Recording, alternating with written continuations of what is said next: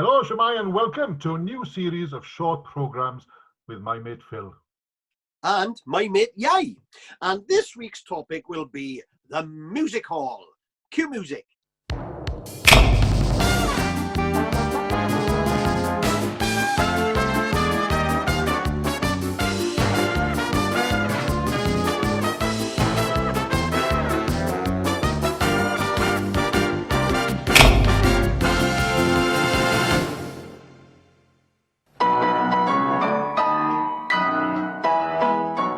I say. My wife's going on holidays to the West Indies this year. Jamaica? No, she's going of her own accord. I say. My friend went to a very bad concert in the Middle East. Singapore? Yeah, he was terrible. And the rest of the band were rubbish as well. I say. My daughter went on a sailing course to Poole. In Dorset? Yes, I'd recommend it to anyone. Anyway, I know I'm too young to remember music hall. You know, I'm sort of middle-aged now, that time of your life when you finally get your head together and the rest of your body starts falling apart. Yeah, you know when you're middle-aged, when you stop growing at both ends and you start growing in the middle. Anyway, before the days of Netflix and even before the days of BBC Two, people used to flock to the music halls to have a good night out and see the big names of the day. And do you know what, yeah? There were thousands of music halls all over the country. Yeah, I know, Phil. And a few of them are still going strong, you know, like the City Varieties in Leeds, Wilton's in London, and they employed thousands of turns like Mary Lloyd, Dan Leno, you know, Little Titch from Bromley, you know him with the big feet. Yeah, and in Scotland they had Harry Lauder. Do you know by 1911 Lauder had become one of the highest paid performers in the country, and he was the first person from Britain to sell 1 million records. Now, amongst his favourite and most popular songs were Roamin' in the Gloamin' and The End of the Road and The Wee Doris, and he had a big hit with I Love Lassie.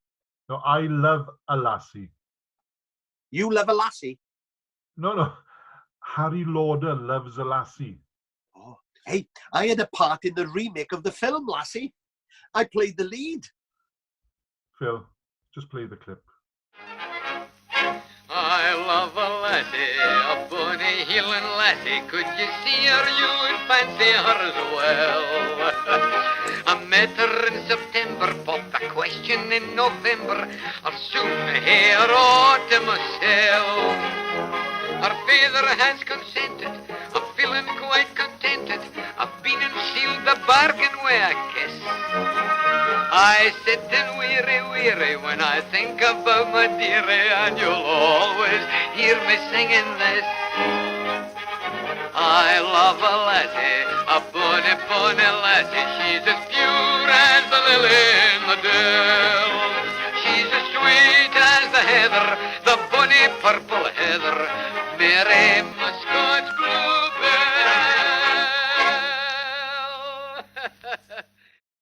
Now, one of the biggest names in music hall was the comic Thomas Henry Sargent.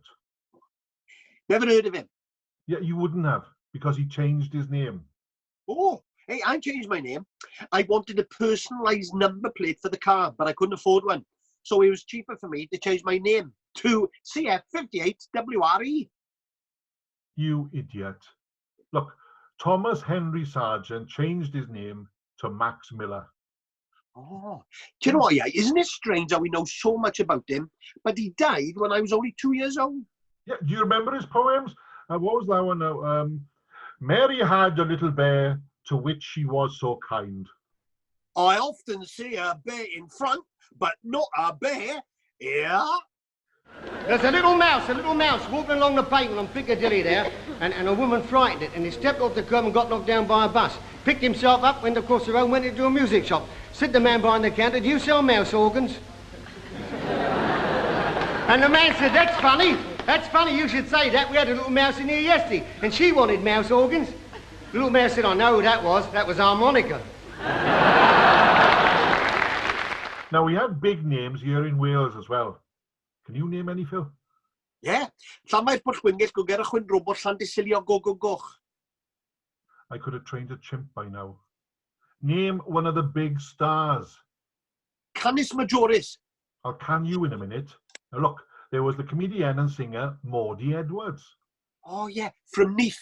Yeah, she was the first actress ever to speak in an episode of Coronation Street back in 1960. And talking of Corrie, do you remember Albert Tatlock? Yes, Jack Howarth. You know, later in life he lived at a hotel in Llandudno. Yeah, but from 1935 onwards, he ran his own theatre in Colwyn Bay. And of course, during the Second World War, the BBC Variety Department, all 400 of them, moved from London en bloc to Bangor to perform the BBC variety shows from a secret location. And Jack's theatre was one of the theatres used to broadcast their shows. Yeah, and of course, one of the biggest stars of the time, in more ways than one, was Cardiff's own Tessie O'Shea. Yeah, born in Plantagenet Street in Riverside, Cardiff, she went on to become one of Variety and Music Hall's biggest stars. So listen to me, now there's a gal called Tessie Towns. She weighs about 400 pounds. She's fat and fair, but she don't care because the boys all hang around. They call her Two-Ton Tessie from Tennessee. How 6 fellas are on her knee. When she does all the fun begins, they play tennis on a double chin. Oh, do you know what? Yeah, I'm loving this trip down memory lane. It's lush, isn't it? But do you remember that time we went on a trip to Weston? You want to be in a Western? No, I said Weston. Weston Super Mare. Oh, sorry, Phil, it's my age. You know, when you get to my age, your hearing is the first thing to go. Well, it's the second, really, but we won't go into that now. No. Anyway, we went to Weston Super Mare for the weekend. It was about 19 years ago, and it was the National Music Hall and Variety Festival. Your memory is better than mine, Phil. Yeah, well, that's because I was behind the camera. Look, I'll show you the footage. Let me remind you.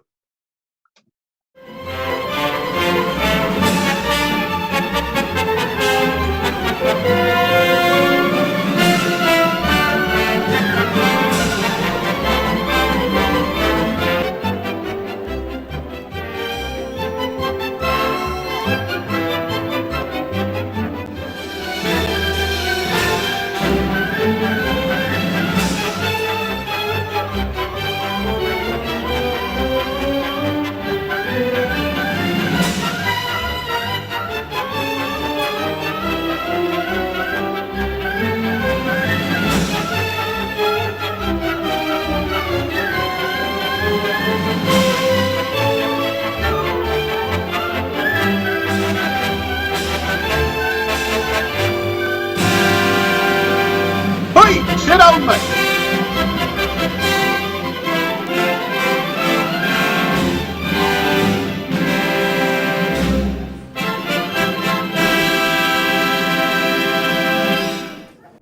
Along with the stars, there were loads of clowns there, a bit like a political party conference.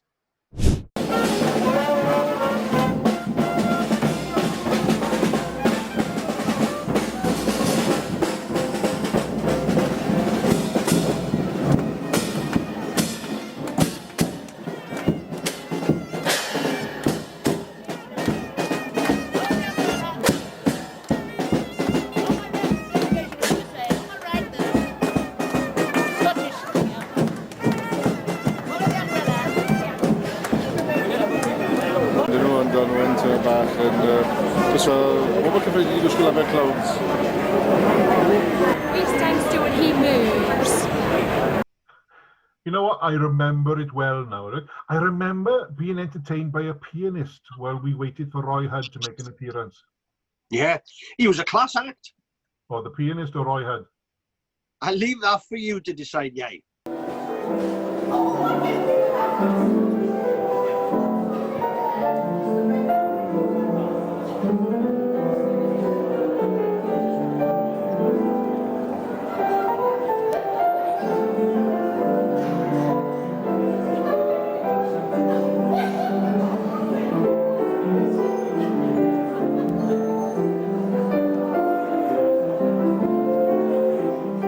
And then it was time to get things started with the man himself.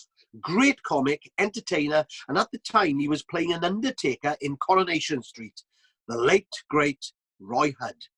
Please give a very, very warm welcome to our festival president, Mr. Roy Hudd.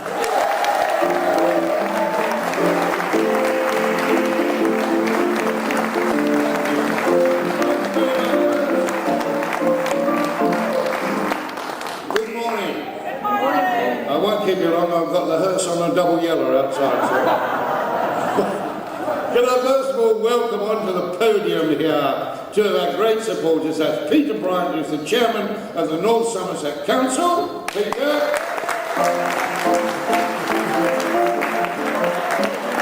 And the town mayor, if I pulled his chain, would he flush? It is Ieuan Porter.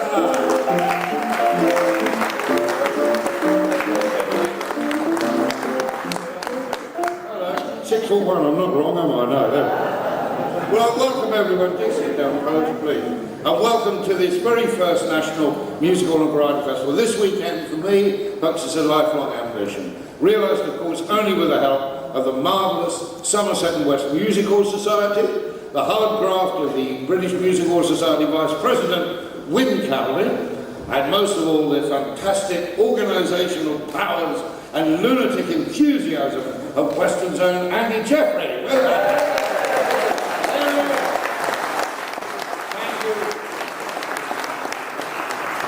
Thank you all of you. Now, it's very fitting that this festival should be held here in Weston, a most famous historical centre of seaside entertainment, as you'll learn if you go to Sharon Paul's talk on at Weston at 11 o'clock in the Claret Suite. It was a lovely act, wasn't it, Claret Suite? But there we are. Looking down the list of the talks that Andy and his gang have arranged for you today, you really are sport for choice. And I want to be at them all, and especially this afternoon at my old pal Bill Pertwee's concert party show. He'll be doing all my material, I know that. And tonight, of course, the Water Rats Gala Dinner, a lovely nosh and a cabaret that includes the RAF Band and the legendary star of variety, Ronnie Renal. How about that? And I believe, I don't know if there's any places left, are there, Andy? No. No? Oh, God, sorry about that then. Well, I should have kept my mouth shut, really, then, shouldn't I? But tomorrow the talks continue and the weekend culminates in the Water Rats Variety Matinee. And even I don't know who's going to be in that. And I don't really care because it's sold out anyway, so there we are. But please do, folks, visit the various stalls, won't you? I can promise you there are all sorts of unique items for sale, and all the proceeds, I can assure you, will be going straight into Barclays Bank on Monday morning. I remember seeing Mo Morland there from the Roly Polies. You know, when I first saw her, I thought it was you dressed in your dame costume. Hey, cheeky!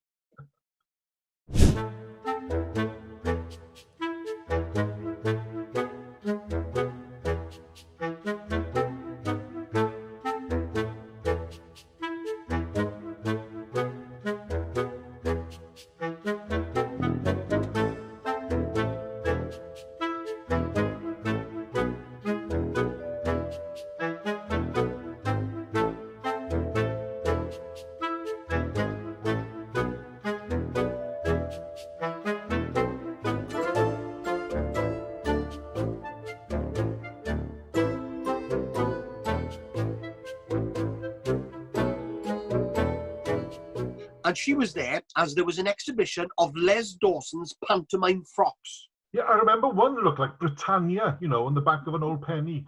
Yeah, it reminded me of something Madonna would wear. An Argentinian football kit. Madonna, not Maradona. I don't know what it is, for some obscure reason. This place always reminds me of home. It's filthy and full of strangers.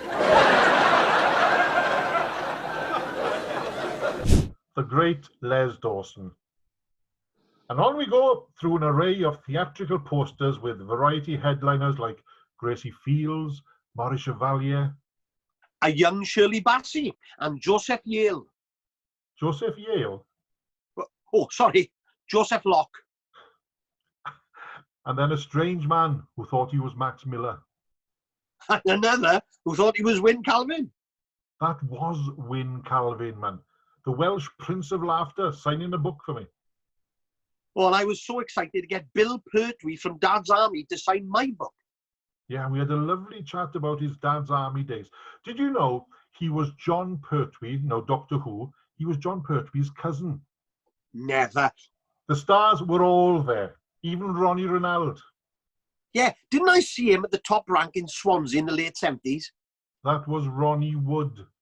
Oh, shame they didn't meet up. They could have been the first of the two Ronnies. Ronnie Ronald was a whistler. Oh, I knew his mother. Whistler's mother. Have you been eating Smarties? No, just my warfarin. Right. Push it down now. Yeah.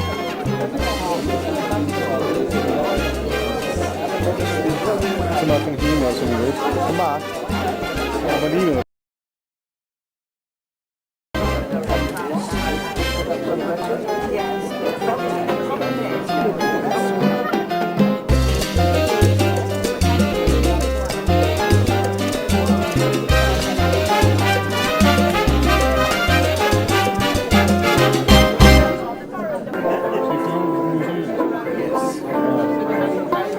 He had a big hit in a monastery garden.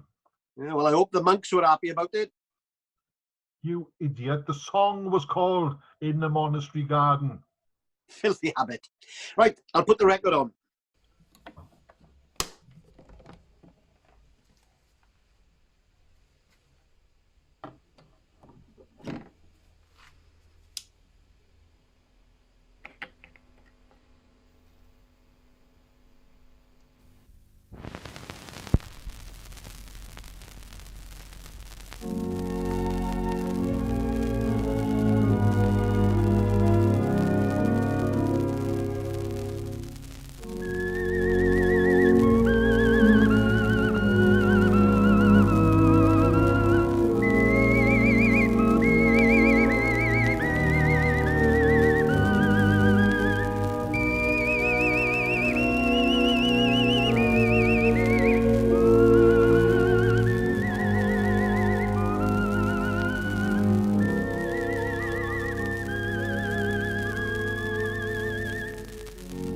But then, yeah, you got to meet Mr. Dad's Army himself, the writer of all 80 episodes, Jimmy Perry. So when did the writing start? When did the writing start? I'll tell you when it started, 1967. And I was an actor, and I was in a lot of sitcoms on television, playing small parts. And I thought I'd write something for myself, so that's when I started to write Dad's Army. And the rest is history. And it's amazing history. Of course, not only Dad's Army, but loads of other series. I tell you, Raymond, I'm the only English person that really bothered to write good Welsh comedy parts. Oh yes, I know Ruth very well. Ruth Maddox, yes. And of course Windsor Davis and the late Talfrin Thomas. Wonderful, funny man. I was going to write something for him and he died. But I thought Talfrin was such a wonderful grotesque and very much neglected and not, not made enough. So, I could say as an Englishman, I have no Welsh blood in me whatsoever, but I'm very, very fond of Wales. I was stationed up in Wales during the war. I was Tonfanna and Harlech, and you name it. And I was at Oswestry Club and various places. And there were Royal Artillery camps, and Tonfanna was. Am I pronouncing it right? And it's lovely up there. And I go back occasionally. I was in Cardiff only a few weeks ago with Wyn Kelvin on the Remember. Were you there? No. And there you are. He runs the whole part of the coast, Wyn Kelvin. He does, doesn't he? Well, we're looking forward to hearing you this afternoon. Thank you. Jimmy, it's been nice talking to you. Nice talking to you. I don't know. So, where was he stationed? Yeah, don't ask, right? But how do you correct a genius? I don't know, Yai. How do you correct a genius? No, it's not a joke, man. It's an observation. Oh, sorry, mate. Anyway, we did have a fun weekend at Weston. Now, tell me then, Phil, right? What were your highlights? Well, Roy Hurd, Bill Purdy, Ronnie Ronald, Wyn Calvin, Jimmy Perry, they were all great. But... I know who you're going to say. Yes, it's the old lady on the xylophone. And Wyn Calvin's face says it all. Oh, naughty, naughty, naughty Wyn.